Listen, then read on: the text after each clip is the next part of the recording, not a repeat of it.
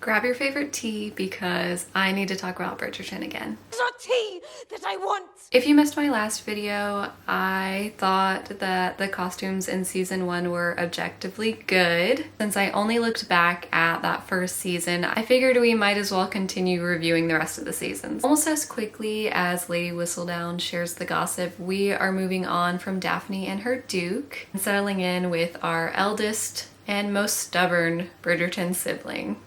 Before we go on, I have to admit that season 2 is my favorite, from the romantic tropes to the costumes to just them. Ugh, just perfection. So I will try to control my bias throughout this video.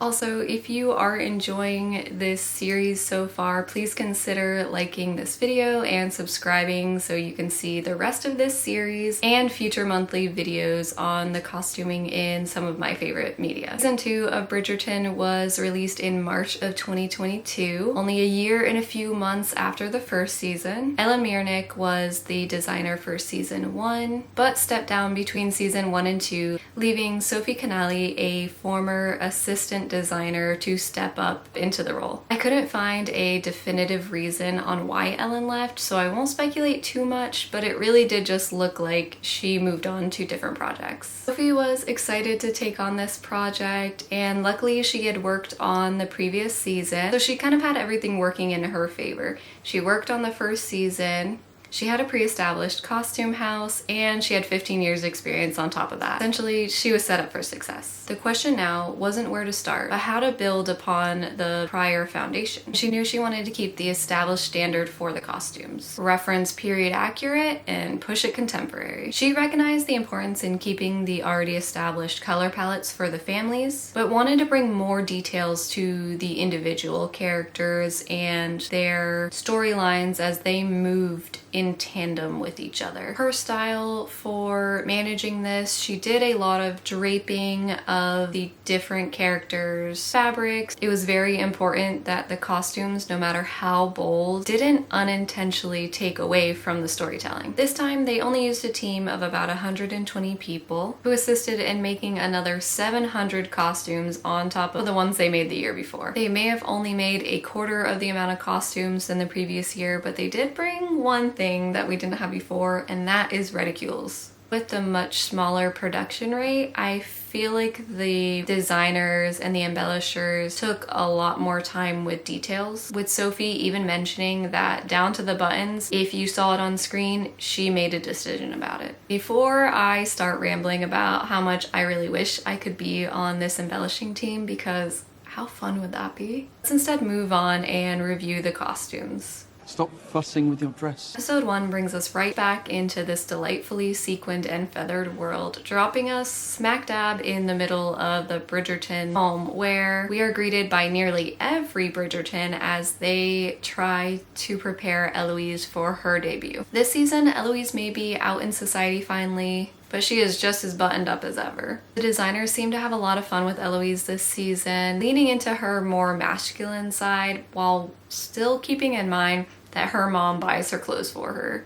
I will say this at times gives an odd combination of Easter Sunday. Her sisters, though, are just as sweet as ever, with Daphne back for a few scenes throughout the episodes. Now mostly moved on from her Bridgerton blues, she is now wearing more of her marital purples. Francesca and Hyacinth are in the background. I'm hopeful that next season, as they get a little bit older, we'll start seeing some more originality from them. Our non-love interest brothers, Benedict, Colin, and Gregory, are all still dressed pretty similarly to how they are in the first season, although they get a few more accessories than they had before. There are lots of cravats, brooches, and pocket watches, which we didn't see as much of in the first season. Other than that, and the subtle changes in their waistcoat styling, the only notable difference is that each Bridgerton brother starts to fall into his own blue color palette. Mrs. Bridgerton has her hands full again with her most stubborn and headstrong child. Honestly, just did that. I believe I did. Still as put together as ever, although she wears a lot more of the robe like Spencer's this season than last. Speaking of stubborn children, Anthony.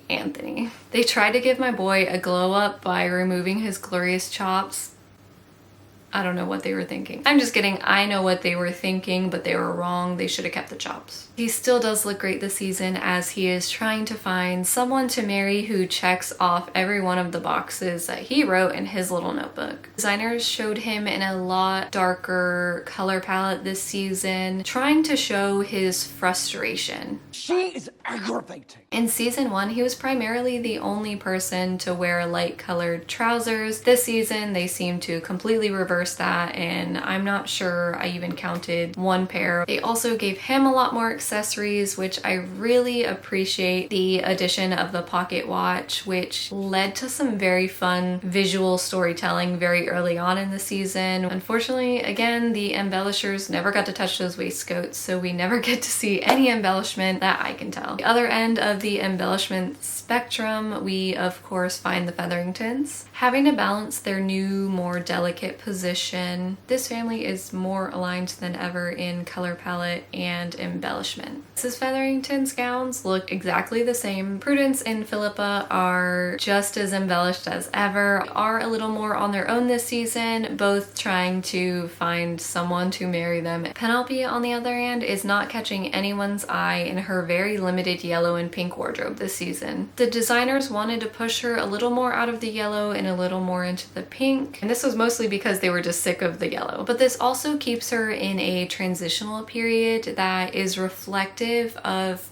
her current journey of having to hide her feelings for someone and also having to hide the fact that she is a writer. She wants to be seen, but the world via her costuming is telling us that nobody is seeing her yet. Lady Danbury doesn't have her unofficial godson anymore, but she is hosting a brand new family this season, along with just having some of my favorite costumes. With the addition of this new family, they pulled her a little out of the purple family and put her more in the red and maroon, but they are layered so beautifully, and she gets these very interesting dashes of gold, and she always has her top hats. Just makes for a really fun, mature costume. The family being hosted by our quick-witted lady in red are none other than the Sharmas. The designers got to have a lot of fun with this family because they are the only family shown that doesn't have a pre-established color palette or design. This was a chance for these designers to start from the very beginning with these characters. The Bridgertons were macarons, the Featheringtons were citrus fruit,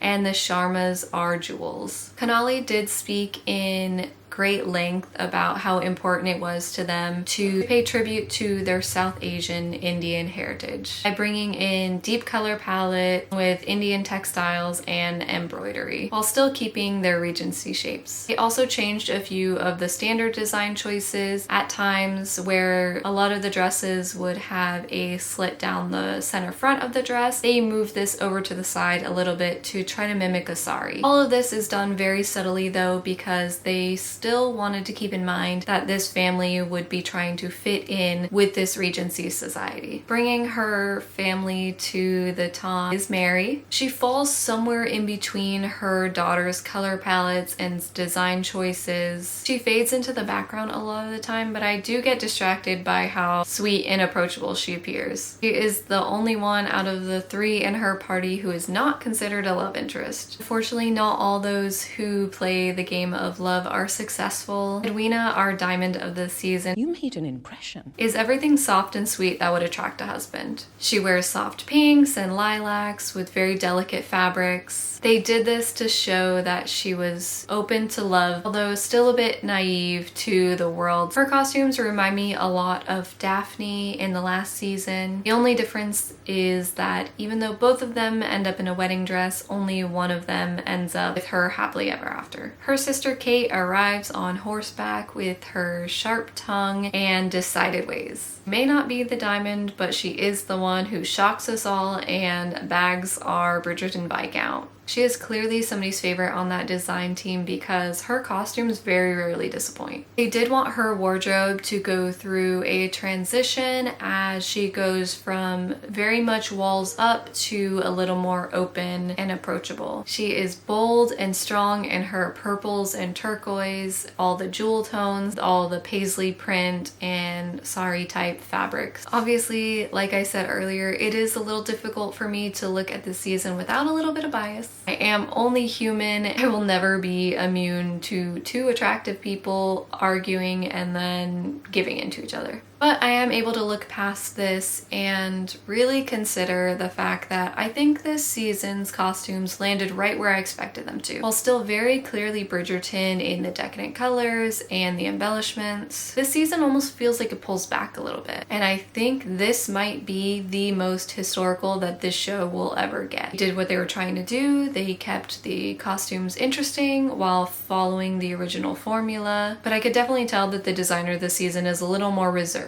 That could have also been caused by the limitations of working in a pandemic environment as well. Either way, I couldn't take my eyes off of these characters, and the ones that I could take my eyes off of, I'm pretty sure it was intentional. Plus, we got so many amazing reticules, it almost made me forget that there were no bonnets. Since I got through a lot of those details, I might as well take you through some of my favorite costumes again. Let me know if you see your favorites in this list, or if I've left it off. Is that a new dress, Cressida? In episode 1, I love the contrast of Prudence and Philippa. And while respectfully not very exciting, I enjoyed Benedict's waistcoat with the purple cravat and the cravat brooch when he talks to Madame Delacroix. More exciting than that is another yellow dress from Penelope, although this time she literally shines with that star embroidery. In episode 2, Eloise has two very fun dresses where she wears a waistcoat inspired Spencer. Next costumes that I want to mention are really just showing contrast. When Edwina and Kate go visit the Queen, I love that they are shown in such a stark contrast, with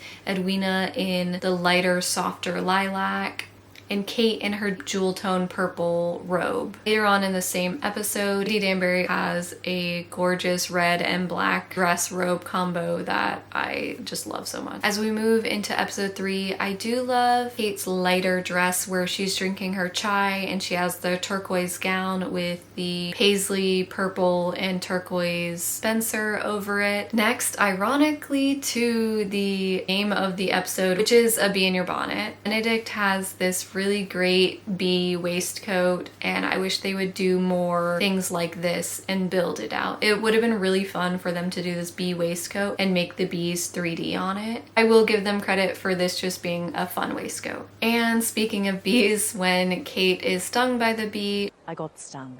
she is wearing a great all blue dress and Spencer and has some nice little embroidery to it. In episode 6, I'm not really a huge wedding dress person, but I think Edwina has one of the best wedding gowns that I've seen in or out of Bridgerton. I think it's a great wedding dress. I think the cut is perfect on it. I really enjoyed the lace details when she's walking. It is very beautiful. Since we don't get to see Kate's wedding gown, I am really glad we at least got to see hers. And then in the final episode, I have to pay tribute to Kate's orange dress when her and Anthony reconnect. I think it has great beading on it and the little shoulder details are very fun. Finally, as the season wraps up, she is wearing that gorgeous purple dress as Anthony is in a blue waistcoat, and I think they just are very flattering on each other. Those are my favorite costumes from this season. I am still waiting for the menswear to get the memo. If you didn't see, I made a fun little waistcoat where I was like,